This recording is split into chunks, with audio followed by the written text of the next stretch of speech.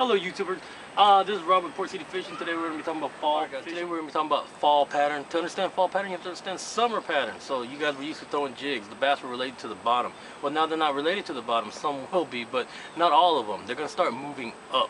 And the reason they're moving up is because the shad are moving. So when the shad start moving to the back of the creek, start looking for dingier water, they're looking for plankton. To understand how to catch bass around fall, you have to understand what they're feeding on.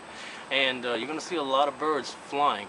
And when you see the birds flying, diving down, grabbing the shad, that's where you need to be. But if you don't see any, look for the mouth of the creek, look for any points. And if you guys have a lot of hydrilla or any kind of green like that, look for the points on the green vegetation. And today we're also going to be talking about some of the lures that we use for fall pattern and some of the lures that I use that actually works out for me during the fall. And the good time about the fall is you have to water all to yourself. You know, most people are hunting for deer, duck, whatever. They're doing other things other than being on the water. I've only seen 3 boats to 5 boats there when I do launch. And it's actually a very, very good time. To me, fall is better than going fishing during the spring. So as long as you understand that you're looking for shad and what the bass. So we're talking about fall pattern. And fall pattern, I like to look for something that's shad color. White and big blade, big baits. I mean, they're ready to eat something big. So hit the shallow shore. And what you want to do is you want to hit the flat. And you want to hit any kind of shallow cove, because they're most likely will be up there early in the morning. If they're not there, I suggest you use a rattle trap. So what you want to do is, count down or go up. I like to drag a rattle trap down on the bottom, starting at the mouth of the creek.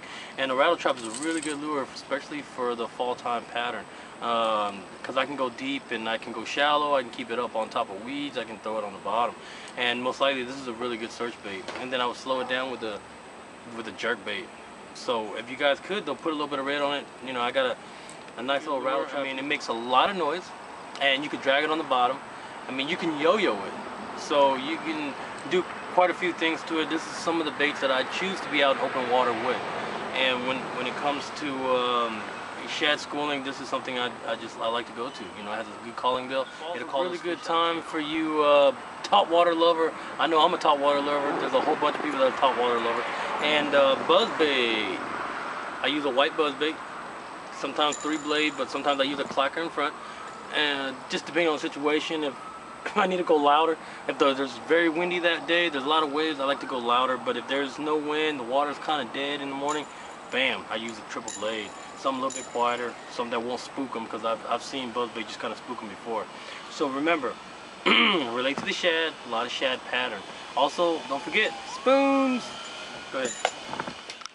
Alright you guys, another thing that's good for fall pattern is spoon. And the reason I like using spoon is because when the bass are schooling, you can see them schooling. Pop, pop, pop, pop. You'll catch the smaller one up top, but the bigger one's on the bottom. And the spoon allows me to go down to the bottom, 10 foot, 12 foot, 15 foot, and the bigger ones are going to be there. I let it sit on the bottom and I just jig it up and down, jig it up and down.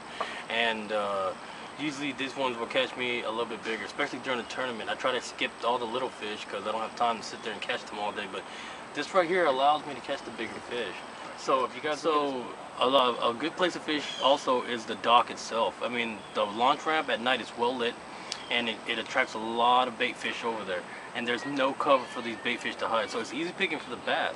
Now, if you're fishing for tournament, it's probably against the rules to fish on where you launch at. But if you're not fishing for tournament, have a little fun, man. Go out there late at night or even early in the morning. I've seen them out there, and I've usually catch a lot of good ones. They're 5 pounds, 6 pounds, 3 pounds.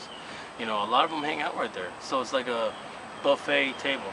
Also, another good place to fish if you like the river. The river has a lot of oxbows, and in between these oxbows, yes, a lot of shads are going in there. But now you're not looking for clean water; you're actually looking for dingier water. And if you can find the dingier water, you'll find the shad. But what I look for is the bird. I'll pass by these oxbows. I'll go in for a second, and if I don't see any birds or any activity, I'll leave it, because they're the first sign of eating. I mean, they live out there. These guys know where these fish are at. So I'll keep going until I find, well, you know what, there's a good population of birds here. There must be an activity going on here. So whenever the activities are at its highest, is also the best. So another good lure also is the umbrella rig. I've been using these for a while. Man, they work great, and especially in the fall. And you can get 3, 4, 5, whatever you prefer. But I like 3, less resistant for me, and it's easy for me to throw. It's not as heavy. So I like this rigged up. Anyway, thanks for watching. Hopefully you guys catch some good fish during the fall, and have fun in the water. Subscribe. Give it a thumbs up.